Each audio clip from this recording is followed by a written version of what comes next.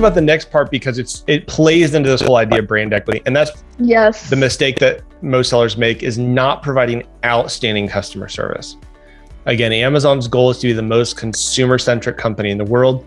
And if you're going to be successful on Amazon's platform, you're going to have to surpass the metrics that they hold you to, that they hold you accountable to. So your seller account health, you're not looking for like a decent sort of 75. You're not looking for a passing grade, okay?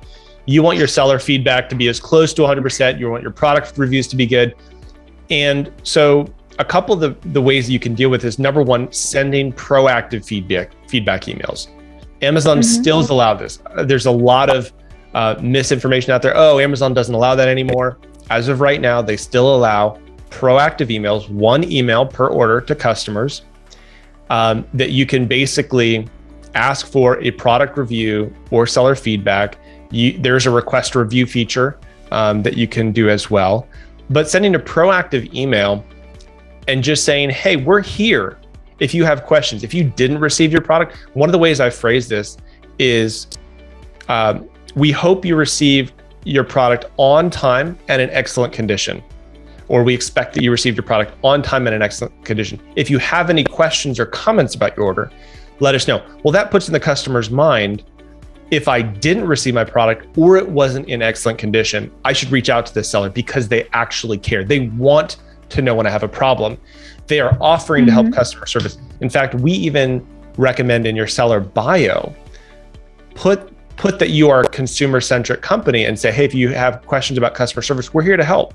If they happen to check out your seller bio as they're vetting which seller they're going to buy a product from, they're going to see that. So that's just a proactive way of being consumer-centric and building your brand equity. A couple other best practices that we always do is, if a customer experiences any problem with their order, and it doesn't matter if it was shipping, it doesn't matter if it was your fault or not. If it was a shipping error, manufacturer defect, they received the wrong color product, we're going to give them a partial refund, typically of 15%, and then we're going to fix their issue on top of that. Oh, you got the wrong color? You know what? Keep it, depending on how expensive it is. Keep it, and we're going to send it. If it's really expensive, here's the paid shipping to send it back.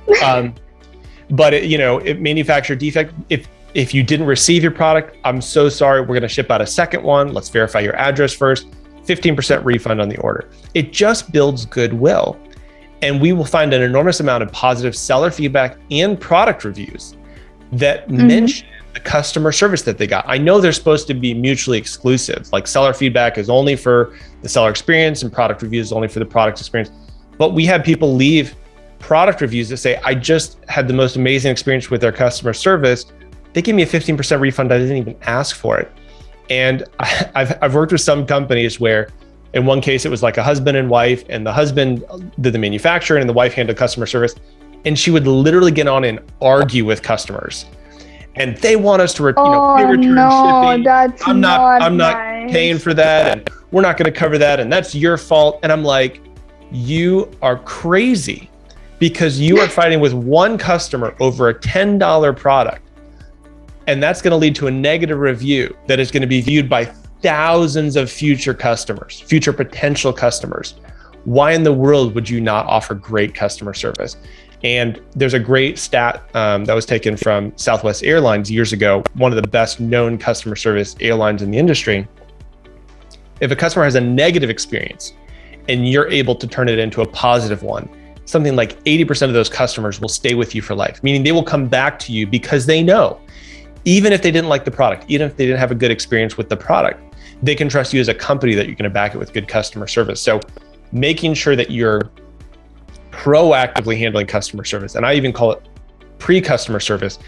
If you get questions frequently, add that information to your listing so customers don't have to reach out and ask you.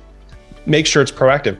And even with your seller feedback, I've had customers where I'll be coaching with a client and they'll say, oh, we're not winning the buy box, and what's going on? I was like, well, your seller account's health is down. I didn't even know where that was. How do I find that? And they had all these negative product reviews and the seller feedback, and Amazon will remove those because it's not indicative of the seller. It can be indicative of the seller if you didn't describe the product accurately. But if you get negative seller feedback, you want to reach out to those customers. You don't want to just respond to their negative feedback because that does nothing. You want to reach out to that customer. In some cases, we'll offer a refund, we'll send a replacement. Then we'll ask Amazon to remove the negative feedback. And if Amazon won't do it, we'll ask the seller to remove the negative feedback.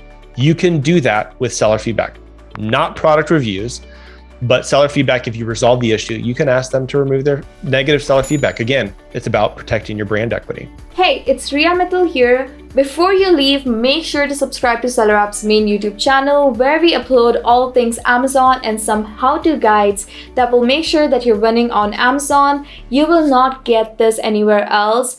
Until the next time, happy selling.